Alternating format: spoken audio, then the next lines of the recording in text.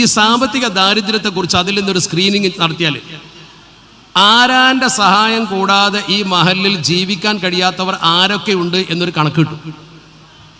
അവരെ നമുക്ക് മഹലിനോട് ചേർത്ത് പിടിക്കാൻ കഴിഞ്ഞാൽ ഇന്ന് ദുനിയാവിൽ ചെയ്യാനുള്ള ഏറ്റവും വലിയ ദഴവത്ത് അതാണ്. ഞാൻ അങ്ങനെ പറയാൻ കാരണം ഒന്ന് ശ്രദ്ധിക്കണം, എൻ്റെ ശബ്ദം കേൾക്കുന്ന ആൾക്കാർ. നിങ്ങളെ നാട്ടിലൊക്കെ പാവപ്പെട്ട കുട്ടികളുടെ കല്യാണം ഉണ്ടാവും.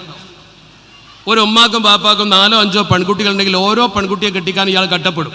ഇന്നത്തെ സാഹചര്യത്തിൽ അനാവശ്യമായി സാമ്പത്തിക സ്വർണ്ണഭാരം കെട്ടിവെച്ച് ഈ കല്യാണം നടത്തേണ്ട ഗതി ഇന്നുള്ളത്. ഇയാൾ എന്ത് ചെയ്യും? ഒന്നുകിൽ അയാളെ വീടിൻ്റെ അടിയാധാരം പണയം വെച്ചിട്ട്, അല്ലെങ്കിൽ ഭൂമി പണയം വെച്ചിട്ട് ബാങ്കിൽ പോയി പലിശക്ക് പണമെടുത്ത് കൊണ്ടുവരും. എന്നിട്ട് അത് വെച്ച് കുട്ടിയുടെ ചെലവിന് വേണ്ടി, അഥവാ ഈ കല്യാണത്തിൻ്റെ ചെലവിന് വേണ്ടി വിനിയോഗിക്കും. എന്നിട്ട് അയാൾ ഭക്ഷണം കഴിക്കാൻ ചോറ് വെച്ച് ബിരിയാണി വെച്ച് നിങ്ങളെ വിളിക്കും. നിങ്ങൾ മുഴുവൻ ആ കല്യാണത്തിന് പോകും, നാട്ടിലെ മാന്യന്മാർ മുഴുവൻ.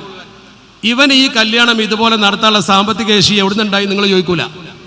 വട്ടിപ്പലിശക്കോ അല്ലെങ്കിൽ ബാങ്ക് പലിശക്കോ വാങ്ങിയ പണം കൊണ്ട് വെച്ച് വിളമ്പിയത് തിന്നാൻ നിങ്ങൾ പോവും, ഞാനും പോവും.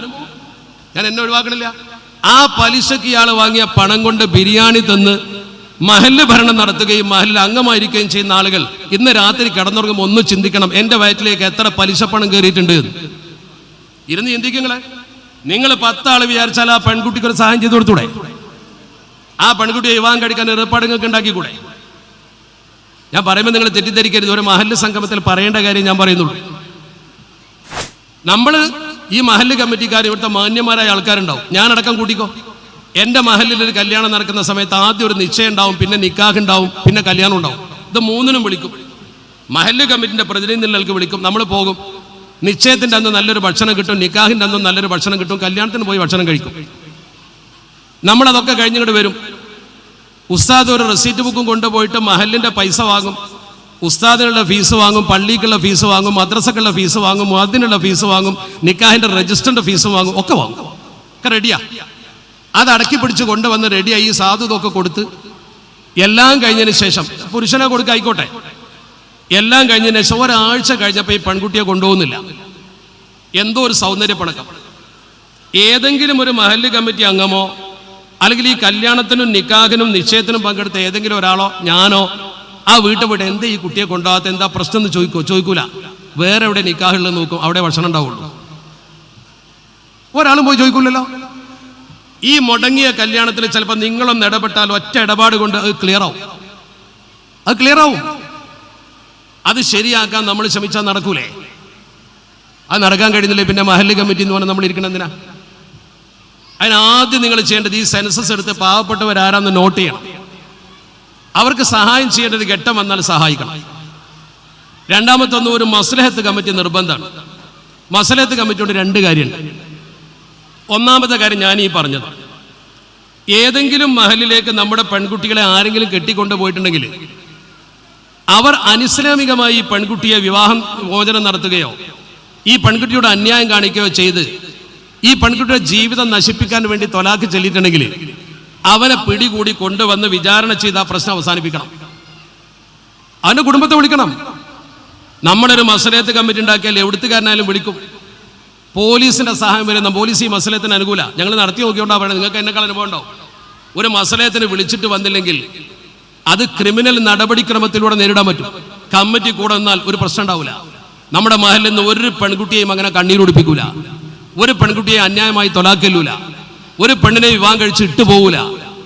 1-2 കുട്ടികളായി കുട്ടികളെ അന്യാധീനപ്പെടുത്തിയിട്ട് നമ്മളെ ചെറുപ്പക്കാർ പലരും ആ പെണ്ണിനെ തൊലാക്കല് വേറെ പെണ്ണിന്റെ പിന്നാലെ പോയി തമ്മാടിത്തം കാണിക്കുന്ന അവസ്ഥ എത്ര ഉണ്ട് മഹലിൽ? എത്ര പെൺകുട്ടികൾ അങ്ങനെ കട്ടപ്പെടുന്നുണ്ട്? നമ്മളൊക്കെ നടത്തുന്ന സ്ഥാപനത്തിൽ അനാഥാലയത്തിൽ അഗതി ഉണ്ടാവും. ഈ കുട്ടികൾ കൊണ്ടുവരുമ്പോൾ ചോദിക്കുന്നതിന് വാപ്പ എവിടെ, എന്താ ഭാര്യ പറയാ? ഞാനൊക്കെ അനുഭവിച്ചതാ. ഈ കുട്ടിനെ കയ്യും തൂക്കി പിടിച്ച് ചേർക്കാൻ കൊണ്ടുവരും സ്ഥാപനത്തിൽ 6ാം ക്ലാസ്സിലും 7ാം ക്ലാസ്സിലും 8ാം ക്ലാസ്സിലൊക്കെ. എന്താ ഈ പെണ്ണ് പറയാ? ഇവൻ കുട്ടി ഉണ്ടായതിനു ശേഷം ബാപ്പ എട്ടിച്ച് പോയതാ, പിന്നെ ഒന്നും തരലില്ല, ഒരു സഹായമില്ല, കുട്ടിനെ നോക്കാറില്ല, യത്തീമിനേക്കാൾ കട്ടാണ്. അപ്പൊ ഈ പെണ്ണ് പറയണ ബാപ്പ ഇല്ലെങ്കിൽ യത്തീമിന്റെ ആനുകൂല്യങ്ങൾ കിട്ടും, ബാപ്പ ഉള്ളതുകൊണ്ട് അതും കിട്ടൂല, കുടുങ്ങിയിട്ടുണ്ട്, ഇവിടെ നിന്ന് ചേർത്ത് തരീന്നാ പറയാ. ഈ സങ്കട കണ്ണീര് കണ്ട അനുഭവമല്ലേ നിങ്ങൾക്ക്? ഇവര് നമ്മുടെ സമൂഹത്തിന്റെ ഭാഗമല്ലേ? ഈ പെണ്ണിന്റെ കണ്ണീര് കാണണ്ടേ? അവരെ വിഷമം നമ്മൾ അറിയണ്ടേ? പിന്നെന്ത് മഹല്ല് കമ്മിറ്റിയാ?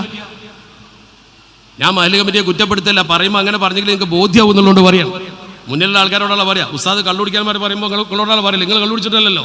വെള്ളിയാഴ്ച പള്ളിയിൽ നിന്ന് പ്രസംഗിക്കുമ്പോൾ നിങ്ങൾ മുഖത്ത് നോക്കിയിട്ടാ പറയാം, നിങ്ങൾ കള്ളിച്ചപ്പോൾ കണ്ടുകൂടി ഉണ്ടാവില്ല. പക്ഷെ പറച്ചിൽ അങ്ങനെ വരുള്ളൂ, ഇവരൊക്കെ അങ്ങനെ പറയാം. ഒന്ന് ചിന്തിക്കണം നിങ്ങൾ, ഇതിനൊരു പരിഹാരം നമുക്ക് ഉണ്ടാക്കണം.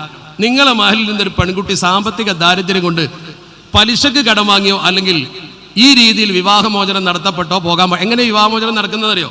കല്യാണം നിശ്ചയിച്ചതൊന്ന് നടക്കട്ടെ എന്ന് വിചാരിച്ചിട്ട് ഈ പിതാവ് ചിലപ്പോൾ പറയും, ഒരു 20 പവൻ തരാം, 25 പവൻ തരാം. അയാൾക്കത് കൊടുക്കാൻ കഴിയണില്ല. കല്യാണം നടന്നു, അയാൾക്കത് കൊടുക്കാൻ കഴിയണില്ല. അപ്പൊ ഇതിവൻ ചോദിക്കും, കിട്ടണില്ല. അതോടുകൂടി വിവാഹമോചനം നടത്തും. അപ്പൊ നമ്മൾ അതിനൊരു പരിഹാരം നമ്മുടെ റിലീഫ് ഫണ്ട് രൂപീകരിക്കലാണ്. ആ റിലീഫ് ഫണ്ട് രൂപീകരിച്ചുകൊണ്ട് അങ്ങനെ പലിശക്ക് കൊടുക്കേണ്ട വായ്പ കൊടുക്കാലോ. ഒരു പലിശരഹിത വായ്പാ നിധി ഉണ്ടാക്കിയാൽ നിങ്ങൾക്ക് അതിലേക്ക് സംഭാവന ചെയ്തുകൂടെ? പൈസ തിരിച്ചിട്ടുമല്ലോ. ആ വിവാഹത്തിനൊരു പലിശരഹിത വായ്പ കൊടുക്കുക. ഈട് നിൽക്കാൻ വ്യക്തികൾക്ക് നിൽക്കാം, ആധാരം ഇവിടെ വാങ്ങി വെച്ചോളൂ, എന്നാലും വേണ്ട. എത്രയോ മഹലിൽ ഇങ്ങനെ നിധിയുണ്ട്, പലിശരഹിത നിധി. നാട്ടിലെ സമ്പന്നരും വിദേശത്ത് ജോലി ചെയ്യുന്നവരും ഒരു ഫണ്ട് സ്വരൂപിച്ചു. ഒരു 10 ലക്ഷം രൂപയുടെ ഫണ്ട് അവിടെ ഉണ്ട്. അതിൽ നിന്ന് ഇവർക്ക് കടം കൊടുക്കും. 5 ലക്ഷമോ 4 ലക്ഷമോ 2 ലക്ഷമോ ഒക്കെ കൊടുക്കും. അതിന് ഈടായി ചിലപ്പോൾ ആധാരമാകലിൽ വ്യക്തികൾ വാങ്ങും. അത് മാസം മാസം തിരിച്ചടപ്പിച്ചിട്ട് പൂർത്തീകരിക്കും. വിശ്വാസമുള്ളവർക്ക് കൊടുക്കാലോ. അല്ലെങ്കിൽ നമ്മളത് കുറച്ച് പിരിവിട്ട് അവരെ സഹായിക്കണില്ല. അങ്ങനെ എന്തെങ്കിലും ഒരു മാർഗം. നമ്മുടെ സമൂഹത്തിലെ ദുർബലരെ സഹായിക്കാൻ നമ്മൾ ശ്രമിക്കുന്നില്ലെങ്കിൽ നമ്മുടെ മഹല്ല് ഭരണം പൂർണ്ണമല്ല. രണ്ടാമത്തേത് മസ്ലഹത്ത് കൊണ്ടുള്ളൊരു ഗുണം എന്താണെന്നറിയോ? നമ്മുടെ കുടുംബങ്ങളിലൊക്കെ ഇപ്പം ഒരുപാട് കുടുംബമുണ്ട്, പരസ്പരം തെറ്റി നിൽക്കുന്ന ഒരുപാട് ആളുണ്ടാവും. ഇവിടെ നമ്മൾ മനസ്സിലാക്കേണ്ട പ്രധാനപ്പെട്ട കാര്യം, ഈ കുടുംബങ്ങൾ തമ്മിലുള്ള തെറ്റ് വലിയ വിഷയമാണ്. ഒരേ കുടുംബത്തിൽ ഞാൻ അനുഭവിച്ചൊരു കാര്യം ഞാൻ പറഞ്ഞുതരാം. ഞാനൊരു സദസ്സിൽ പോയിട്ട് പ്രസംഗിച്ചു.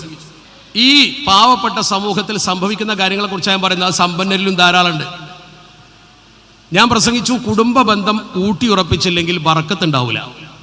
അത് ഞാൻ പറഞ്ഞല്ല, നബിതങ്ങൾ പറഞ്ഞതാണ്. ഒരു സദസ്സിൽ, ഇപ്പം ഈ സദസ്സിൽ ഉമ്മാനോട് തെറ്റി നിൽക്കുന്ന, ബാപ്പാനോട് തെറ്റി നിൽക്കുന്ന, അല്ലെങ്കിൽ സ്വന്തം ജേട്ടാഞ്ചന്മാരോട് പിണങ്ങി നിൽക്കുന്ന, മിണ്ടാത്ത ഒരാളുണ്ടെങ്കിൽ ആ സദസ്സിൽ റഹ്മത്ത് ഇറങ്ങൂല എന്ന് ഹദീസാണ്. ലാ തൻസിലു റഹ്മത്തു അലാ ഖൗമിൻ ഫീഹിം ഖാത്തിഉ റഹിമിൻ. ഉസ്താദുമാരോട് ചോദിച്ചാൽ മതി.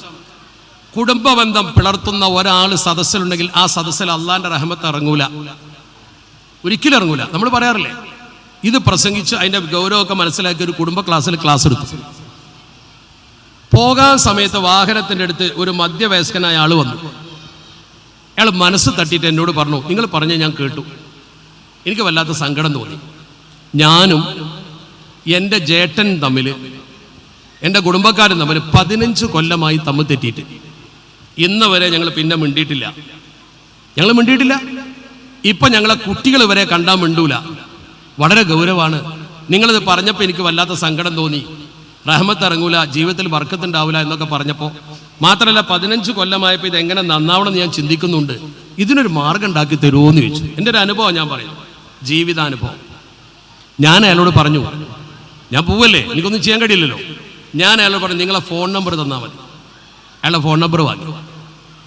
അയാളുടെ ഫോൺ നമ്പർ വാങ്ങിയതിന് ശേഷം ഞാൻ എൻ്റെ വീട്ടിൽ ചെന്നിട്ട് അവിടുത്തെ ഇതുപോലെ ഖത്തീബിനെ എനിക്ക് പരിചയമുണ്ട്. ആ ഖത്തീബിനെ ഞാൻ വിളിച്ചു. നിങ്ങളെ മഹലിൽ നിന്ന് ഇന്നാൾ തന്നെ പേരൊന്നും എനിക്കറിയില്ല, ഞാൻ ചോദിച്ചിട്ടില്ല. ഈ നമ്പറിലുള്ള ആൾ എന്നോടൊരു കാര്യം പറഞ്ഞു, അത് ഇന്നതാണ്, ഇത് നിങ്ങൾ വിചാരിച്ചാൽ തീർക്കാൻ കഴിയുമെന്ന് പറഞ്ഞാൽ അയാൾക്ക് ആ നമ്പർ കൈമാറി. ആ ഉസ്താദ് വളരെ ആക്റ്റീവാണ്. ഇപ്പം നിങ്ങളെ വൈസി ഇവിടെ ചെയ്യുന്ന പോലെ തന്നെ അദ്ദേഹം വളരെ മനോഹരമായിട്ട് ഈ കാര്യങ്ങളൊക്കെ ചെയ്യുന്നുണ്ടല്ലോ. എന്നതുപോലെ തന്നെ അദ്ദേഹം ആ നമ്പറിൽ അയാളെ വിളിച്ച് പിറ്റേന്ന് രാവിലെ തൻ്റെ റൂമിലേക്ക് വരുത്തി. അയാളോട് കാര്യങ്ങളൊക്കെ ചോദിച്ചു. അപ്പോൾ അയാൾ ഓപ്പണായിട്ട് പറഞ്ഞു, ഞാൻ ഗൾഫിലായിരുന്ന സമയത്ത് എനിക്ക് അത്യാവശ്യം സൗകര്യമൊക്കെ ഉണ്ടെന്ന് കരുതി. എൻ്റെ സഹോദരന്മാരും സഹോദരിമാരൊക്കെ നാട്ടിലാണ്. ബാപ്പ മരിച്ചപ്പോൾ സ്വത്ത് ഓഹരി വെച്ചപ്പോൾ എനിക്കവർ കൃത്യമായ ഓഹരി തന്നില്ല. എന്ന് പറഞ്ഞാൽ ഓഹരി തന്നെ കണക്കിനുണ്ടാവും. ഭൂമിയൊക്കെ കൊടുക്കുമ്പോൾ ഭൂമിൻ്റെ നിലവാരമൊക്കെ നോക്കണമല്ലോ, അങ്ങനെ ഉണ്ടല്ലോ. എനിക്ക് വളരെ മോശമായിട്ട് അവർ തന്നുള്ളൂ, കരുതി കൂട്ടി അവർ ചെയ്തതാണ്. അതിലെനിക്ക് ഭയങ്കര സങ്കടം ഉണ്ടായി. അതിൽ പെങ്ങന്മാരും ഇവർ ഒരു ഭാഗത്തൊന്നും ഞാൻ ഒറ്റയായിപ്പോയി. അതോടുകൂടി ഞാൻ അവരെ വെറുത്തു. ഞാൻ ആ കാരണത്തിൻ്റെ പേരിൽ അവരോട് തെറ്റി. അവരെന്നോട് മിണ്ടാറില്ല, ഞാൻ അവരോട് മിണ്ടാറില്ല. 15 കൊല്ലമായി ഇത് തുടരുന്നു. കുട്ടികൾ ഇവരെ മിണ്ടാത്തൊരവസ്ഥയാണ് ഇപ്പോഴുള്ളത് എന്ന് പറഞ്ഞു. അപ്പോൾ ഈ ഉസ്താദ് ചോദിച്ചു, പിന്നെ എന്തിനാ നിങ്ങൾ അയാളോട് ഇത് പറഞ്ഞത്? അപ്പോൾ അയാൾ പറഞ്ഞു, എനിക്കിപ്പം നന്നാവണമെന്നുണ്ട്. എങ്ങനെയെങ്കിലും നന്നാവാനൊരു മാർഗം ഉണ്ടാവുമോ? ഇല്ലെങ്കിൽ വെറുതെ നമ്മൾ ഈ പോരും കൊണ്ട് നടന്നിട്ട് കാര്യമൊന്നുമില്ലല്ലോ. അത് ഗൗരവമുള്ള വിഷയമാണ്, ഒരു ബർക്കത്ത് പോലും ഉണ്ടാവില്ല എന്നുള്ള പറയുന്നത്. ഒരു ഉമ്മാൻ്റെ വയറ്റിൽ പറഞ്ഞ മക്കളല്ലേ എന്ന് ഇയാളെന്നെ ചോദിച്ചു. അപ്പോൾ ഈ ഉസ്താദ് ഇയാളെ ജേട്ടൻ്റെ നമ്പർ വാങ്ങി. ഈ ചേട്ടനാണ് ഇതിൽ ഭാഗിക്കാൻ മുന്നിൽ നിന്നതും, അയാളാണ് മൂത്ത മകനും, അയാളെ കൊണ്ടാണ് ഈ പ്രശ്നമൊക്കെ ഉണ്ടായെന്നാണ് ഞാൻ വിശ്വസിക്കുന്നത്. ഉസ്താദ് അയാളെ വിളിച്ചു, അയാളെ വരുത്തി ഒറ്റക്ക്, മറ്റേ ആളെ മാറ്റിയിട്ട്. ഉച്ചയ്ക്ക് ശേഷം അയാൾ വന്നു, അയാൾ കാര്യങ്ങളൊക്കെ വിശദീകരിച്ചു. അയാൾ പറഞ്ഞു, അനുജൻ പറഞ്ഞത് ശരിയാണ്, അന്ന് ഞങ്ങളൊക്കെ വളരെ സൗകര്യക്കുറവിലാണ്, അവനന്ന് ഗൾഫിലാണ്, അതുകൊണ്ട് ഞങ്ങൾ അവന് ആവശ്യമുള്ളത് എന്ന രീതിയിൽ അത്യാവശ്യമുള്ളത് കൊടുത്തു, ബാക്കി കൊടുത്തിട്ടില്ല, ബാക്കി ഞങ്ങൾ എടുത്തിരിക്കുകയാണ്. സംഗതി ശരിയാണ്, കാരണം അവൻ അന്ന് ഞങ്ങളെക്കാൾ സാമ്പത്തിക ശേഷിയില്ല. ഇപ്പം ഞങ്ങളും കുറച്ച് ഭംഗിയായി, അവന് ഗൾഫിൽ നിന്നൊക്കെ പോന്നു. അന്ന് അവനോട് ചെയ്ത് ശരിയല്ല എന്ന് ഞങ്ങൾക്കറിയാം, പക്ഷെ അതിൻ്റെ പേരിൽ തെറ്റിയതാണ്. പക്ഷെ ഇപ്പം നന്നാവണം ഞങ്ങൾക്കൊക്കെ ഉണ്ട്, പെങ്ങന്മാർക്കുണ്ട്. പക്ഷെ 15 കൊല്ലായില്ലേ, പെട്ടെന്ന് ചെന്ന് മിണ്ടിയാൽ മിണ്ടൂലല്ലോ. ഒരു വഴി ഉണ്ടാകാൻ കാത്തു നിൽക്കുമ്പോഴാണ് നിങ്ങൾ വിളിച്ചത്, എനിക്ക് വലിയ സന്തോഷമായി എന്ന് പറഞ്ഞു. ഇനിയിപ്പോൾ അവൻ എന്തെങ്കിലും അന്ന് കൊടുക്കാൻ ബാക്കിയുള്ളത് ഇപ്പം കൊടുക്കാൻ ഞങ്ങളൊക്കെ തയ്യാറാണ്, നിങ്ങളൊന്ന് മസലത്താക്കി തന്നാൽ മതി എന്ന് പറഞ്ഞു. അങ്ങനെ രണ്ടുപേരെ ഒരുമിച്ച് വിളിച്ചു. ഉസ്താദ് ഈ കാര്യം പറഞ്ഞു, നിങ്ങളെ ചേട്ടൻ ഇങ്ങനെയാണ് പറഞ്ഞത്, അനുജൻ ഇങ്ങനെയാണ് പറഞ്ഞത്. അനുജൻ പറഞ്ഞു, എനിക്കിനി ഒന്നും തരണ്ട, നമ്മളും നമ്മളെ കുട്ടികളൊന്ന് കൂടിച്ചേർന്ന് ജീവിക്കണ കണ്ട് മരിച്ചാൽ മതി. ആ ചേട്ടനാണ് കരഞ്ഞുപോയി. 15 കൊല്ലത്തെ ആ തെറ്റ് ആ റൂമിൽ വെച്ച് കെട്ടിപ്പിടിച്ച് കരഞ്ഞവർ പുറത്തിറങ്ങുമ്പോൾ ആ ഉസ്താദ് പറഞ്ഞു, എനിക്കും കൂടി കരച്ചിൽ വന്നു എന്ന് പറഞ്ഞു. ഈ ഉസ്താദ് മധ്യത്തിൽ നിന്നതുകൊണ്ട് അത് സംഭവിച്ചത്. നമ്മുടെ മഹലിൽ ഇതിനൊരു മസലത്ത് കമ്മിറ്റി വേണ്ടേ? നിങ്ങളെ മഹലിൽ തെറ്റി നിൽക്കുന്ന ഒറ്റ കുടുംബത്തിലെ തെറ്റി നിൽക്കുന്ന 2 ആളെ നന്നാക്കിയാൽ ഈ മഹൽ സംഗമത്തിന് ചെലവാക്കിയതിന് അപ്പുറം കൂലി നിങ്ങൾക്ക് പഠിച്ചോണ്ട് തരും. ദുനിയാവിൽ ഏറ്റവും കൂലി കിട്ടുന്ന പണി തെറ്റി നിൽക്കുന്നവരെ നന്നാക്കുക എന്നുള്ളതാണ്. അള്ളാഹ് റസൂൽ നേരെ വിളിച്ച് ചോദിച്ചു സ്വഹാബത്തിനെ, നിങ്ങൾക്ക് നിസ്കരിച്ചാലും നോമ്പ് നോറ്റാലും സക്കാത്ത് കൊടുത്താലും എത്താൻ പറ്റാത്ത വലിയൊരു പദവി ഞാൻ പറഞ്ഞു തരട്ടെ എന്ന് ചോദിച്ചു. ആ പദവി ലഭിക്കുന്നൊരു പ്രവർത്തനം ഉണ്ട്, ബലായ റസൂലല്ലാഹ് ഒന്ന് പറഞ്ഞു തരുമോ എന്ന് ചോദിച്ചു.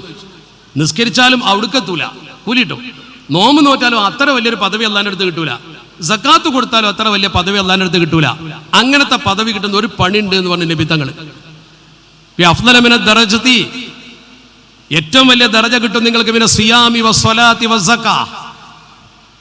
അപ്പൊ സ്വഹാബത്ത് പറഞ്ഞത് പറഞ്ഞു തരണം, ഞങ്ങൾക്കത് വേണമെന്ന് പറഞ്ഞു. നബി തങ്ങൾ പറഞ്ഞു, ഇസ്ലാഹു ദാത്തിൽ ബൈൻ, തെറ്റി നിൽക്കുന്ന 2 ആളെ നന്നാക്കുക, അത്ര കൂലി വേറൊന്നിനും കിട്ടൂല. അത് വലിയ പ്രതിഫല. നമ്മൾ 2 ആൾ തെറ്റി നിൽക്കണമെങ്കിൽ എങ്ങനെ ഉറപ്പിക്കാൻ പറ്റുമെന്നാ നോക്കുക, അതൊന്നുകൂടി മുറുക്കാൻ എങ്ങനെ പറ്റുമെന്നാ നോക്കുക. എന്നിട്ട് മറ്റവൻ്റെ അടുത്ത് നിന്നിട്ട് അവൻ്റെ ആളാവും, ഇവൻ്റെ അടുത്ത് നിന്നിട്ട് ഇവൻ്റെ ആളും. അതാണ് ശിറാറുന്നാസ്, ഏറ്റവും കൂടുതൽ മോശപ്പെട്ട ആളവനാ. ഇത് കത്തിക്കാൻ നിൽക്കുന്ന കുറച്ച് ആൾക്കാർ എൻ്റെ അടിയുണ്ടാവും. അതുകൊണ്ടാണ് അള്ളാഹുവിൻ്റെ റസൂൽ പറഞ്ഞത് ഈബത്ത് ഗൗരവം പറയാൻ കാരണം അതാ. ഓരോരുത്തരും അങ്ങനെയൊക്കെ കുടുംബത്തിൽ ചെയ്യാറുണ്ട്, പുറത്തുള്ള ആൾക്കാരും ചെയ്യാറുണ്ട്. കുടുംബത്തിലുണ്ടാവും കുഴപ്പക്കാരത്തികളും ഉണ്ടാവും. ഇനിയിപ്പോൾ അവരെ പറഞ്ഞില്ലെന്ന് കുഴപ്പക്കാരത്തികളും ഉണ്ടാവും. കുടുംബം തെറ്റിക്കുന്ന ആൾക്കാരുണ്ടാവും. വീട്ടിൽ ഈ പ്രശ്നം ഉണ്ടാക്കുന്ന ആളുകളുണ്ടാവും. പെണ്ണുങ്ങളടിയിൽ നിന്ന് ഉണ്ടാവാറുണ്ട്, കുടുംബം വന്ന് തകരാറുണ്ട്. ഒരു കാര്യങ്ങൾ മനസ്സിലാക്കണം, മയ്യത്ത് പള്ളിയിൽ കൊണ്ടുവന്നിട്ട് ഉസ്താദ് ഒരു വർത്തമാനം പറയും. എന്താണ്? ഈ മയ്യത്ത് ആർക്കെങ്കിലും എന്തെങ്കിലും കൊടുക്കാനുണ്ടെങ്കിൽ അത് നിങ്ങൾ ചോദിച്ചു വാങ്ങണം. മൂത്ത മകൻ ഇന്ന ആള് അത് ഏറ്റെടുത്തിട്ടുണ്ട്, ഒന്നാമത്തത്. രണ്ടാമത്തേത്, ഇയാൾ വാക്കുകൊണ്ട് ആർക്കെങ്കിലും വിഷമുണ്ടാക്കിയിട്ടുണ്ടെങ്കിൽ അത് നിങ്ങൾ പുറത്തു കൊടുക്കണം അള്ളാഹ്ക്ക് വേണ്ടി. ഈ 2ൽ നമ്മളൊക്കെ ഗൗരവത്തിൽ ഏതാ കാണുക? നമ്മളെല്ലാവരും ഗൗരവത്തിൽ കാണുക ആദ്യം പറഞ്ഞ എന്താ? ഇടപാട് കൊടുക്കാണ്ടെങ്കിൽ അത് തീർക്കാനുള്ള മാർഗമൊക്കെ നോക്കും, അത് തീരും. രണ്ടാമത്തേന് നമ്മൾ ഒരു ഗൗരവം കാണാറില്ല. 2ഉം ഒരേപോലെ ഗൗരവ. ഒരർത്ഥത്തിൽ പറഞ്ഞാൽ രണ്ടാമത്തതാണ് വലിയ ഗൗരവം. അതെന്താ? ഒന്നാമത്തത് കൊടുത്താൽ തീരും, ആർക്കും ചെയ്യാം. ആ മയ്യത്ത് ആർക്കെങ്കിലും 1 ലക്ഷം രൂപ കൊടുക്കാണ്ട് കടന്നു ചേരിക്കുക, പലർക്കുമായാൽ 1 ലക്ഷം കൊടുക്കാണ്ട് മകനാണ് കൊടുത്താൽ തീരുവത്, കുടുംബക്കാർ കൊടുത്താൽ തീരുവത്. അയാൾ ഉണ്ടാക്കി വെച്ച സ്വത്ത് വിറ്റ് കൊടുത്താലും തീരും. അല്ലെങ്കിൽ കുടുങ്ങിയ കുടുംബമാണെങ്കിൽ അടുത്ത കൂട്ടുകാരൻ സ്നേഹിതൻ ഉണ്ടാവും, ഏറ്റവും ഇഷ്ടപ്പെട്ട സ്നേഹിതൻ, ഞാൻ കൊടുത്തോളാം പൈസ, തീരും. നമുക്കൊക്കെ തീർക്കാൻ പറ്റും, പിരിവിട്ടിടയിൽ കൊടുത്തു തീർക്കാം, കൊടുക്കണമെന്നേ ഉള്ളൂ. 2, ഇയാൾ ആരെങ്കിലും വാക്കുകൊണ്ട് ദ്രോഹിച്ചിട്ടുണ്ടെങ്കിൽ അത് നിങ്ങൾ പുറത്തു കൊടുക്കണമെന്ന് പറഞ്ഞാൽ, ഈ മനുഷ്യൻ മയ്യത്തായി പള്ളി കിടക്കുന്ന മനുഷ്യൻ തൻ്റെ നാവ് കൊണ്ട് ഒരു കുടുംബത്തിൽ കലാപം ഉണ്ടാക്കിയിട്ടുണ്ടെങ്കിൽ, തൻ്റെ വാക്കുകൊണ്ട് ഏതെങ്കിലും വ്യക്തികളിൽ ഫിത്തന ഉണ്ടാക്കിയിട്ടുണ്ടെങ്കിൽ, തൻ്റെ പ്രവർത്തനം കൊണ്ട് നാട്ടിൽ കുഴപ്പമുണ്ടാക്കിയിട്ടുണ്ടെങ്കിൽ, ആ കുഴപ്പത്തിന് വിധേയമായ ആൾക്കാർ ആരൊക്കെ ഉണ്ടോ, 1 ആളോ 2 ആളോ ആരാണെങ്കിലും അയാൾ പുറത്തു കൊടുക്കാതെ ഇയാൾ സ്വർഗത്തിന്റെ പടിയാണ് കിടക്കൂല. അയാൾ പുറത്ത്, ഇയാൾ ജീവിതകാലത്ത് നാക്കുകൊണ്ട് ഒരുത്തനെ ദ്രോഹിച്ചിട്ടുണ്ട്, ഓനെ പറ്റി ഇല്ലാത്തത് പറഞ്ഞിട്ടുണ്ട്. പെണ്ണുങ്ങളും ശ്രദ്ധിച്ചോ, വേണ്ടാത്തത് പറഞ്ഞുണ്ടാക്കി കുടുംബത്തിൽ പ്രശ്നമുണ്ടാക്കി കുടുംബം പുലർത്തുകയോ ആരോടെങ്കിലൊക്കെ മോശമായ വാക്ക് പറഞ്ഞിട്ട് ഒരാളെ തമ്പ് തെറ്റിക്കുകയോ ചെയ്തിട്ടുണ്ടെങ്കിൽ മയ്യത്ത് നിങ്ങളതാണ് കൊണ്ടുപോയി വെച്ചാൽ കടം ചിലപ്പോൾ മക്കൾ തീർക്കും, അല്ലെങ്കിൽ വിറ്റ് തീർക്കുക, അല്ലെങ്കിൽ പിരിവിട്ട് തീർക്കുക. നേരെ മറിച്ച് രണ്ടാമത്തത്, ആരെ പറ്റിയാണോ നിങ്ങൾ ഈബത്ത് പറഞ്ഞത്, നമീമത്ത് ഉണ്ടാക്കിയത്, വേണ്ടാത്തത് പറഞ്ഞത്, ആ വ്യക്തി മനസ്സുകൊണ്ട് നിങ്ങൾക്ക് പുറത്തു തരാതെ നിങ്ങൾ സ്വർഗത്തിന്റെ പടി കടക്കൂല. ആർക്കും ഇത് ചെയ്യാൻ പറ്റൂല. എന്ത് ചെയ്തിട്ടും കാര്യമില്ല. നിങ്ങൾ എന്താ വിചാരിച്ചത്? വളരെ ഗൗരവമുള്ള വിഷയമല്ലത്. ഈബത്തിനെ കുറിച്ച് എന്താ പറഞ്ഞത്? അശദ്ദു മിനസ് സിന, വ്യഭിചാരത്തെക്കാൾ ഗൗരവമാണ് എന്നാ. ഒരു പെണ്ണിന്റെ മാനം നശിപ്പിക്കുന്നതിനേക്കാൾ ഗൗരവമാണ് ഒരു വ്യക്തിയെ കുറിച്ച് വേണ്ടാത്തത് പറഞ്ഞുണ്ടാക്കിയിട്ട് അയാളെ മൂലക്കലാക്കൽ. നമ്മൾ ഇന്ന് നാട്ടിൽ ചെയ്യണില്ല. അത് നിങ്ങളെ ഗൗരവത്തിൽ മനസ്സിലാക്കി എന്ന് പറഞ്ഞാൽ, നിങ്ങൾ ഒരാളെ കുറിച്ച് വളരെ മോശം പറഞ്ഞു, ഓനെ ഇടങ്ങേറാക്കി വാക്കുകൊണ്ട് ഓനെ ആകെ ബുദ്ധിമുട്ടിച്ചു, അയൽവക്കക്കാരനായിക്കോട്ടെ, ചീത്ത പറഞ്ഞ അവനെ ഇടങ്ങേറാക്കി. ഈ മനുഷ്യനെ മനസ്സിലാ വിഷമുണ്ട്. നിങ്ങളെ മയ്യത്ത് പള്ളിയിൽ വെച്ച പുസ്തകത്ത് വിളിച്ച് പറയാ, നിങ്ങൾ പള്ളിക്ക് നിസ്കരിക്കാൻ ആ ചങ്ങാതി വന്നിട്ട് തന്നെ ഉണ്ടാവില്ല. ഈ ചങ്ങാതി നിസ്കരിക്കാൻ തന്നെ വന്നിട്ടുണ്ടാവില്ല, അവനെ കേൾക്കൂല. ഇനി അഥവാ വന്നൂന്ന് വിചാരിക്കാം, എന്തേ പയ്യ വന്നില്ലാന്ന് ചോദിക്കുമല്ലോ, അതിനു വേണ്ടി പോയി തെക്കുപേർ കിട്ടി. അവിടെ വെച്ച് ഉസ്താദ് പറഞ്ഞു. ഇയാളെ മനസ്സിലെന്താ കരുതുക? ഭയങ്കര സങ്കടം ഈ വ്യക്തിയെ കൊണ്ടുണ്ടായ ആളാണെങ്കിൽ എന്താ കരുതുക? അയാൾ പെട്ടെന്ന് മരിച്ചാണല്ലോ, ഇന്നലെ അങ്ങാടിയിലുണ്ടായിരുന്നല്ലോ, അല്ലെങ്കിൽ മിനിഞ്ഞാന്ന് ഞങ്ങൾ കണ്ടിട്ടുണ്ടല്ലോ, നാട്ടിലുണ്ടല്ലോ. ഇതുവരെ എന്നോടൊരു വാക്ക് പറഞ്ഞുകൂടേനോ? അപ്പൊ മരിച്ചിട്ട് ഉസ്താദിനെ കൊണ്ട് പറയിക്കാൻ നിൽക്കണോ? ഇതുവരെ ആൾക്ക് എന്തേനു പണി? അവിടെ നിൽക്കട്ടെ എന്നോ കരുതിയാൽ കണക്കാണ്. മുർത്തഹിനത്തം പണയം വെച്ച പോലെ കബർ കിടക്കുന്ന ആലിമീങ്ങളുണ്ടല്ലോ, ചോദിച്ചിട്ട് പറയുന്നത് കുട്ടികളിയല്ലല്ലോ. അപ്പൊ നമ്മൾ വാക്ക് കൊണ്ടോ പ്രവൃത്തി കൊണ്ടോ പരസ്പരം ദ്രോഹിക്കാതെ ഒന്ന് ചേർന്ന് നിൽക്കണം, കുടുംബത്തിലൊന്ന് ഒരുമിച്ച് നിൽക്കണം. ഇതൊക്കെ പഠിപ്പിച്ചു കൊടുക്കണം നമ്മൾ. അതാണ് ഒരു മഹല്ല് സംഗമം നൽകുന്ന ഏറ്റവും വലിയ സന്ദേശം.